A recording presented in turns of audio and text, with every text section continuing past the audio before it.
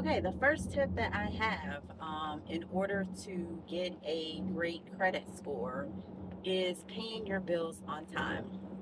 I can't stress enough how important that is. It is very easy to forget to pay your bills. And what I generally do is I set up automatic withdrawal. Automatic withdrawals will ensure that you do not forget to pay your bills on time. I had a situation a while ago. Well, I'll go back to the situation when I was in college that initially tanked my credit score. So I was in college, and while I was in college, I was actually getting a check from the VA as a dependent as long as I was in school. So I was in school, running up all my credit cards, but I always paid the minimum balance. So I always knew, at least pay the minimum balance. So I was paying the minimum balance, which was like 25, $50 every month while I was in school, always running up my cards. So then I graduated from college and I didn't have a job.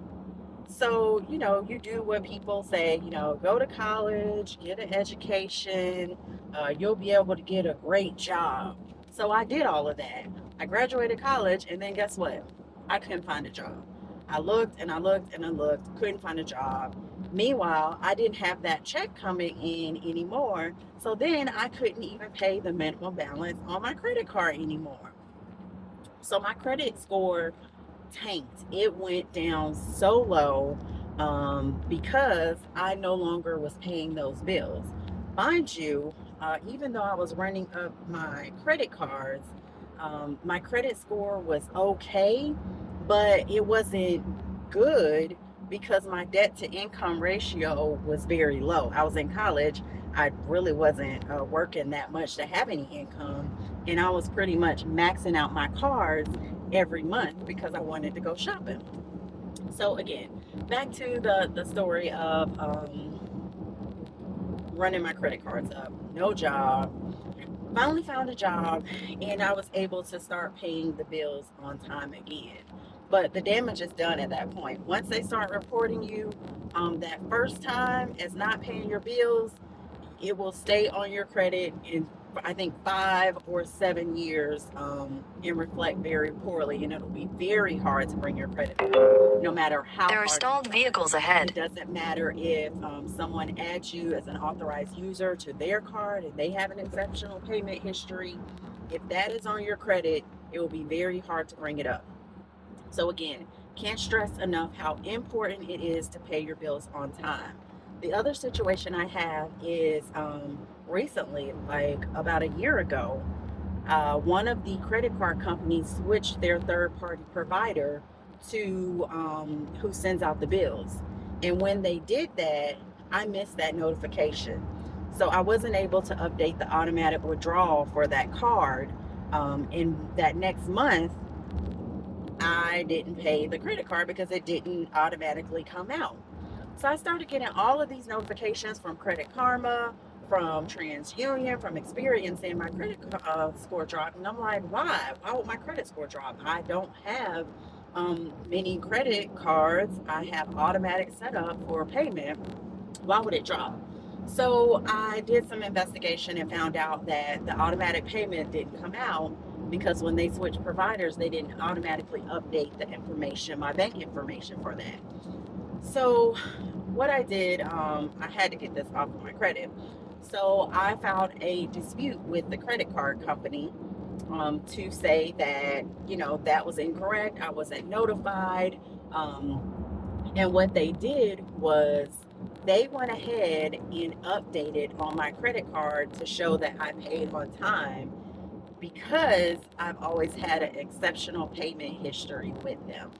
So again, can't stress enough how important it is to pay the bills on time. Set up automatic withdrawal, minimum payment. If that's all that you can pay, just do the minimum payment so that it reflects that you're paying on time. And then when you have the opportunity to pay those bills off, pay them off. Another thing that I learned is just because you have the credit cards, it's not good to keep charging them up. when I was in college, I kept charging the cards up because I had the money. And the more that I spent, the more they kept increasing the limit so I can continue to pay more. I was never able to pay off the credit card. And again, I just kept spending and they just kept increasing the limit until I guess they decided, okay, well, that's enough. She has charged up enough money and, she can't really afford to pay it back. So at one point, they finally stopped. By that point, I was in college and owed probably $10,000 in debt by the time I graduated. So again, really important not to spend as much as they give you, because it will just put you in the hole and put you in a bad situation. I was just in a really bad situation when I graduated and couldn't pay the bills. And again, then you're stuck paying a bill for something you don't even know what you charge. I had no idea what I charged, and I had this large credit card bill to pay off every month. So, number one tip, pay your bills on time and do not charge up a whole bunch of stuff on your credit card just because you have a high limit. It is a recipe for disaster. Do not do it. I learned the hard way why not to do it, and that is something that I incorporate now. Just a part of my financial management is to not max my cards out. Whatever I charge on my credit card, I pay that off that same month. If I can't afford it, I don't put it on a credit card. I don't say I'll pay for it later, because later something else will come up and you'll just have to pay another bill. You'll just have to add something else. So all of that discretionary spending, buying clothes or travel and putting that on a credit card, don't do that, because again, it's just going to be emergencies that come up later where you may need that and you'll just get yourself in a hole. So stay tuned for the next tip. Let me know some of the situations you've had where you had gotten a bad situation and charged up your credit cards. How did you get out of it? Are you still in that situation? Let me know in the comment section.